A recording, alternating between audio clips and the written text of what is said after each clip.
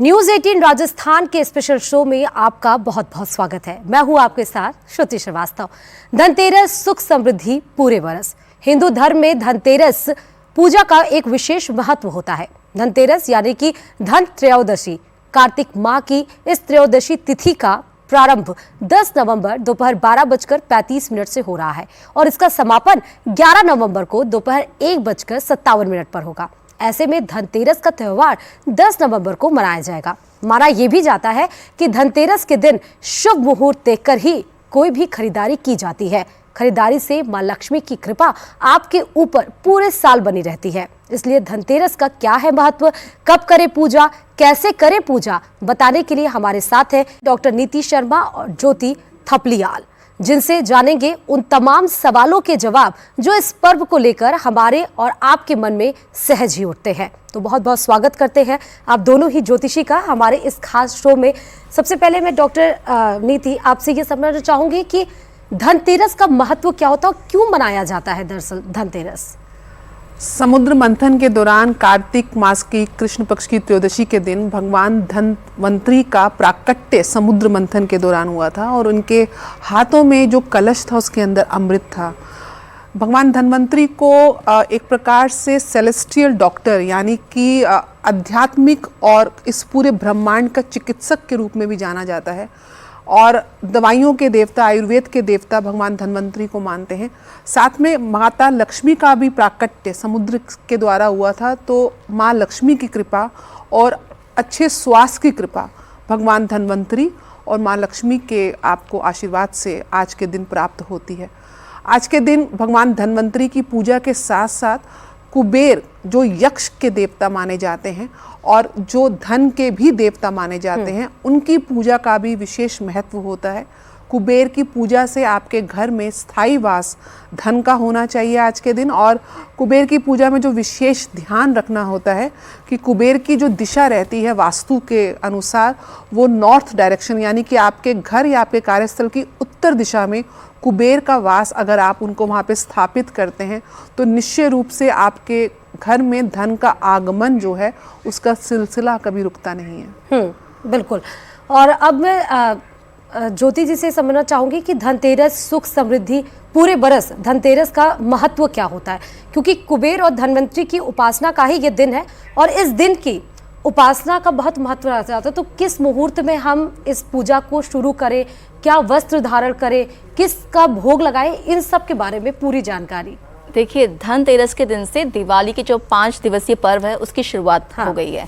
तो पहले दिन जब धनतेरस की अब शुरुआत करते हैं तो यहाँ पर हम भगवान धनवंतरी, जो कि देखिए जब भगवान धनवंतरी का प्राकट्य हुआ था तो उनके हाथ में अमृत कलश है। अमृत कलश आपको जीवन देने वाला है। तो धनतेरस पहले तो आपको ये समझ लेना चाहिए कि सिर्फ माँ लक्ष्मी से संबंधित नहीं है। भगवान धनवंतरी जो हैं वो स्वास्थ्य के देवता हैं और निरोगी काया, देखिए सबसे बड़ा आपके लिए धन है निरोगी काया। जब निरोगी काया है तो उसके बाद ही माया का नंबर आता है। क्योंकि आप कितना भी धन कमा लीजिए लेकिन अगर आप का स्वास्थ्य ठीक नहीं है तो आप उसका उपयोग नहीं कर सकते हैं। इसलिए भगवान धनवंतरी की इस दिन पूजा की जाती है। अब देखिए, जो त्रयोदशी तिथि है वो 10 नवंबर को दिन में तकरीबन 12:30 से शुरू हो रही है और 11 तारीख को दिन के 1:57 तक ये चलेगी। ठीक है। तो अगर आपको किसी तरह की खरीदारी करनी है तो खरीदारी करने के लिए 10 तारीख की दोपहर से 11 तारीख की जो सुबह है दिन का समय है, आप इसमें खरीदारी कर सकते हैं। लेकिन जो धनवंतरी और माँ लक्ष्मी का पूजन का समय है वो शाम का समय है। जो प्रदोष काल है उसमें पूजा की जाती है। अब प्रदोष काल जो है 10 तारीख को शाम के 5:30 बजे से ये जो समय है ये शुरू हो रहा है और रात्रि 8:08 तक रहेगा।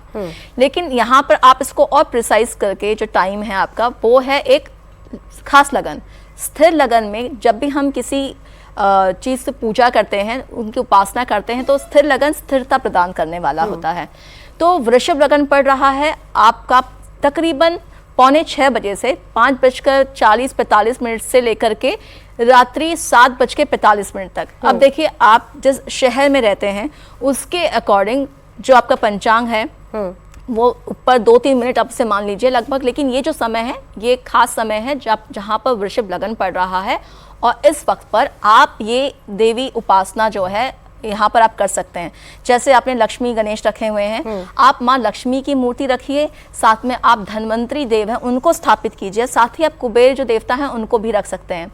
लेकिन सबसे बड़ा जो सवाल आता है वो ये आता है कि बाजार में आपको भगवान धन्वंतरी की मूर्ति नहीं मिल पाती, अक्सर नहीं मिलती है, बिल्कुल, क्योंकि लोगों के लिए माँ लक्ष्मी को महत्व है, उनकी जो समझ में ये फर्क नहीं है कि जो स्वास्थ्य सबसे ज्यादा आपके लिए जरूरी है। तो भगवान धन्वंतरी जो है वो माया की दुनिया में कई बार नेग्लेक्ट हो जाते हैं और हमें बाजार में उनकी तस्वीरें नहीं मिलती हैं। तो आपको करना क्या है, आप एक सुपारी लीजिए, उस सुपारी में आप मौली का धागे से उस सुपारी को आप लपेट दीजिए, ठीक है, और एक चावल की ढेरी लगाकर आप उस एक जो सुपारी है जिसमें आपने मौली बांधी है उसको स्थापित कर दीजिए।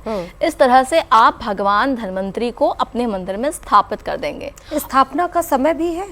मैंने आपको बताया कि वृषभ लगन जो है वो स्थापना का समय है, और वहां पर उस वक्त पर आप इस पूजा को कर सकते हैं। ये आपको घर में सुख समृद्धि प्रदान करने वाली है। और इसके साथ ही आप 13 दिए जो हैं इस पूजा में आप रखेंगे, जो घी के दीपक होंगे। तो उन्हें आप जब पूजा करें तो पूजन में पहली बात, जो भी कोई कलश आप खरीद के लाएं। देखिए धनतेरस के दिन सबसे ज्यादा जो महत्व है वो है खरीदारी का। अब बाजारवाद के चलते हुए लोग बहुत सारी चीजें खरीदने की कोशिश करते हैं, उनको लगता है कपड़े भी खरीद लिए, गाड़ी भी खरीद ली, लेकिन धनतेरस के दिन खास तौर पर किसी तरह के कलश, एक मेटल की जो चीज आप घर लेकर आते हैं, क्योंकि आप एक उसे सिंबल की तरह लेते हैं। जैसे भगवान धन्वंतरी कलश के साथ आए हैं, वैसे ही वो अमृत कलश आप अपने घर पर स्थापित करेंगे। तो जो भी कोई आप बर्तन आप लेकर आएंगे आज के दिन, इस पूजा में रखेंगे, उसमें जल रखेंगे। पूजा के बाद आप उस जल को सभी लोगों को पानी को पीने के लिए देंगे। इस तरह से भगवान धन्वंतरी का जो आशीर्वाद है वो आपके साथ बना रहेगा। बिल्कुल, ओके। अब नीति जी, मैं ये समझ, क्योंकि पूजा विधि विधान से शुरू करते हैं तो मंत्र का सबसे ज्यादा विशेष महत्व रहता है, तो जब धनतेरस की हम पूजा करें तो कौन से मंत्र का जाप किया जाए?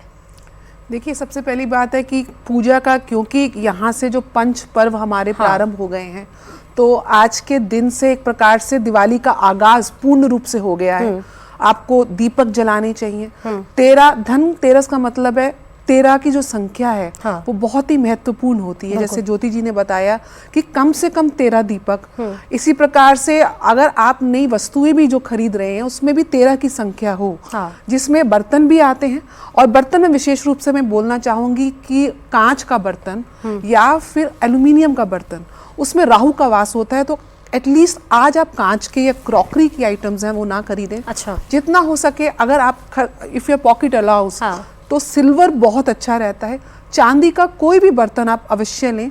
जैसे इन्होंने बताया, कलश का एक फॉर्मेट जिसमें आप पानी को स्टोर कर सकते हैं, उस किस्म का बर्तन, ग्लास ले सकते हैं, छोटी गड़वी ले सकते हैं, वो अवश्य आज के दिन खरीदें। क्योंकि कई लोग बहुत सिर्फ एक मुहूर्त के कारण ही छोटा छोटा ले लेते हैं, लेकिन कलश अवश्य लें।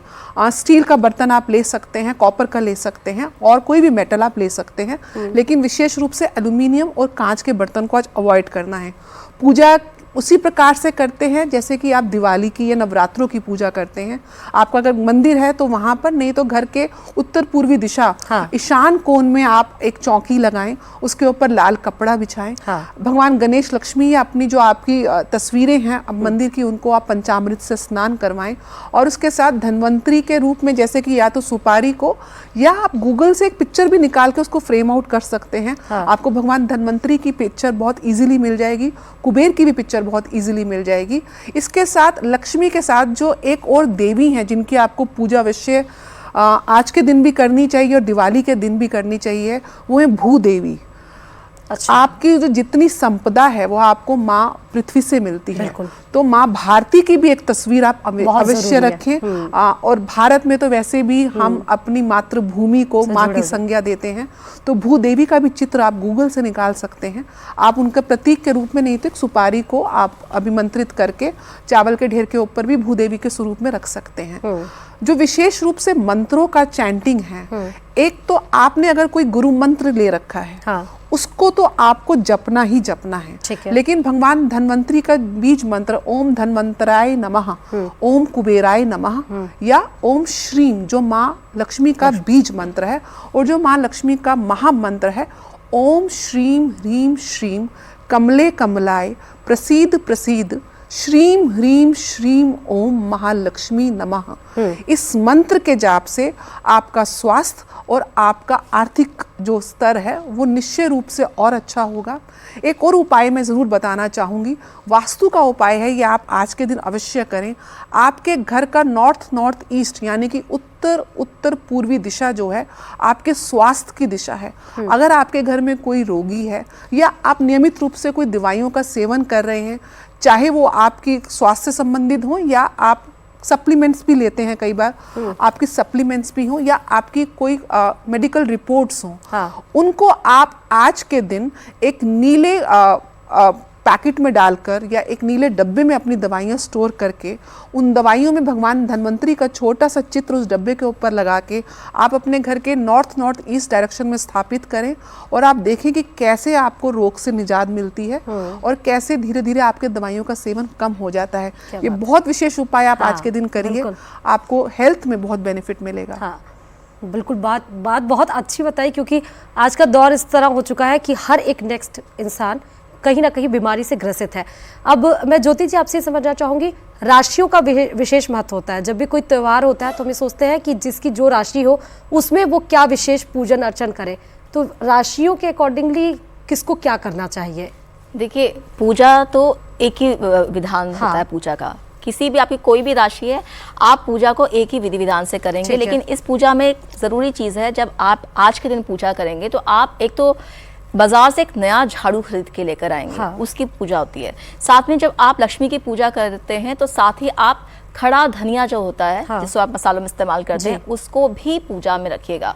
तो जो कोई भी आप पूजा कर रहे हैं आज के दिन आप इस तरह से कर सकते हैं, लेकिन विभिन्न राशि वाले जो हैं वो विभिन्न तरह के जो धातु है उसका इस्तेमाल कर सकते हैं। हाँ। जैसे नीति जी ने बताया कि हम कांच का एल्यूमिनियम का इस्तेमाल नहीं करते, उसे आज खरीदना नहीं है, साथ ही लोहे का सामान भी नहीं खरीदते आज के दिन। लेकिन इसके अलावा जो विभिन्न जैसे सोना है, चांदी, अब सोना खरीदना तो पॉसिबल है नहीं लोगों के लिए, इतना सोना खरीद पाएं। अगर आपकी राशि के अनुसार आपके दूसरे घर में यदि गुरु की राशि पड़ती है तो आप जो बर्तन लेकर आएं उसको आप हल्दी से उसका लेपन कर दें। अच्छा, आपके पॉकेट पे कुछ भी भारी ना पड़े, हाँ। और आप इस तरह से पूजा अपनी पूरी कर सकते हैं। लेकिन आप जो कोई भी कलश लेकर आएँ, बर्तन लेकर आएँ, उसमें आप क्या कीमत है वो मत देखिए, जो भाव है ना वो बहुत ज़रूरी है। तो जो राशियों के लिए पूजा राशियों के अनुसार कभी नहीं होती है, पूजा की हमेशा एक ही विधि होती है, बिल्कुल, जो वो आपको बताइए। जी जी, तो मतलब धनतेरस पे आपको कैसे पूजा करनी है, कब करनी है, क्या करनी है और मंत्र कैसे पढ़ना है, ये सब आज हमारे ज्योतिषी जिलों ने बताया। लेकिन अब ये क्योंकि धनतेरस से ही शुरू हो जाता है दिवाली का पर्व, आपने झाड़ू का, लेकिन झाड़ू का वो महत्व क्या होता है, क्यों झाड़ू या धनिया को रखते हैं हम? क्योंकि जब तक महत्व नहीं पता होता है तब तक वो भाव नहीं प्रकट हो पाता है किसी भी शख्स का। देखिए, आपने देखा होगा जब भी झाड़ू, हमारे झाड़ू हालांकि सफाई के काम आता है, लेकिन झाड़ू पर कभी पैर नहीं रखा जाता। जो चीज आपके घर को साफ करती है, वो आपके घर से बुराइयों को बाहर कर रही है। आप जब झाड़ू उस चीजें बाहर करते हैं ना, तो आप हर चीज को नेगेटिव, आप उसके साथ नेगेटिविटी को भी अपने घर से बाहर कर रहे हैं, तो आपके लिए वो ऊर्जा का बड़ा केंद्र बन जाता है। और दूसरी बात ये कि इस मास में जो हम कार्तिक मास में जो कर रहे हैं, दीप दान कर रहे हैं, यहाँ पे भगवान, पूरा कार्तिक मास दीप दान का पर्व है। इस पूरे कार्तिक मास में हम दीपों का दान करते हैं। ये सिर्फ 13 दीपों की बात नहीं है। आपसे पूरे मास में आप देखिए जितने भी धर्म स्थल है वहां पर दीपों का दान, नदियों में, तालाबों में, मंदिरों में, आप जितने दीप दान कर सकते हैं ना उतना कीजिए। और एक बड़ी बात, आज के दिन एक खास दिया जलता है, और वो दिया है आप जो जलाते हैं भगवान यम के लिए।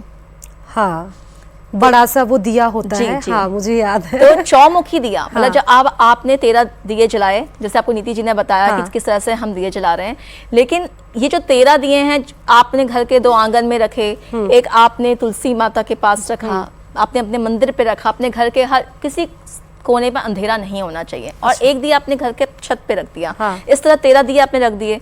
लेकिन एक चौमुखी दिया जिसको आप आटे का दिया है उससे आप बनाएंगे और अपने घर के साउथ डायरेक्शन में, दक्षिण दिशा में, जो कि यम की दिशा है, वहां पर आप इस दिए को वहां पर प्रज्वलित करेंगे। क्योंकि आज आप अमरता के जो देव हैं धन्वंतरी, उनकी पूजा कर रहे हैं। और सिक्के का दो पहलू ये है कि जो पैदा हुआ है उसे एक दिन जाना है, और जो मृत्यु का भय है ना, वो दुनिया में सबसे बड़ा भय है। हाँ। तो आज के दिन उस भय के लिए, उसे दूर करने के लिए, कि घर में किसी की अकाल मृत्यु ना हो, तो आप ये दिया दक्षिण दिशा में जलाएंगे जी। और ये बहुत ज़्यादा महत्वपूर्ण है भरसक लोगों को पर। अच्छा, रंग का भी बहुत महत्वपूर्ण होता है। अभी क्योंकि रक्षाबंधन आया था तो देखा कि किस राशि को कौन से रंग के कपड़े पहन के पूजा करना चाहिए। धनतेरस में भी ऐसा है क्या? देखिए, पूजा में जैसे ज्योति जी ने बताया, राशि के हिसाब से इतना महत्व नहीं होता। पूजा का अपने आप में महत्व बहुत ज्यादा होता है, लेकिन राशि के हिसाब से आपको एक प्लैनेट गवर्न करता है। हाँ। उस प्लैनेट की ऊर्जा एक पर्टिकुलर कलर में होती है। हाँ। जैसे कि अगर आपकी राशि मेष है, हाँ। तो उसका जो सिग्निफिकेटर है मंगल है, तो उसका रंग लाल है। अच्छा। वृषभ है तो सफेद या सिल्वर है। हाँ। राशि मिथुन है तो उसका रंग हरा है। हाँ। राशि कर्क है तो उसका भी अगेन सफेद और सिल्वर है। सिंह है तो आपकी जो सूर्य उदय का जो कलर है, एक राइजिंग सन का ऑरेंजिश कलर, वो आपका रंग है। अगर आपकी राशि कन्या है तो मिथुन की राशि है तो हरा रंग है। वहीं तुला राशि है, शुक्र की राशि है, सफेद या सिल्वर है। वृश्चिक राशि है तो लाल रंग है। अगर धनु राशि है तो गुरु की राशि है, पीला रंग है। अगर मकर और कुंभ राशि है तो शनि की राशि है, काला रंग हम पूजा में इस्तेमाल नहीं करते हैं। तो उसके प्रिय मित्र शुक्र का रंग सफेद या सिल्वर या फिर नीला रंग या टर्कोइज ब्लू आप यूज कर सकते हैं। और अगर मीन राशि है तो अगेन जुपिटर गुरु की राशि है तो पीला रंग है। अब इन रंगों के अनुसार अगर आप वस्त्र भगवान धन्वंतरी या माता लक्ष्मी या गणपति को अर्पण करते हैं या खुद भी उसी रंग के वस्त्र पहनते हैं और इन्हीं रंगों को थोड़ा सा अपनी मिठाई में या अपनी पूजा में फूलों के रंगों में अगर आप शामिल करते हैं या इन ग्रहों के मेटल्स को आप यूज करते हैं, जैसे गुरु के लिए गोल्ड है, सूर्य के लिए कॉपर है और चंद्रमा के लिए सिल्वर है, तो ऐसे अगर आप इस्तेमाल करते हैं तो एक प्रकार से उस ग्रह की जो आपको गवर्न कर रहा है उसकी सकारात्मक ऊर्जाओं को आप कहीं ना कहीं आह्वान करते हैं।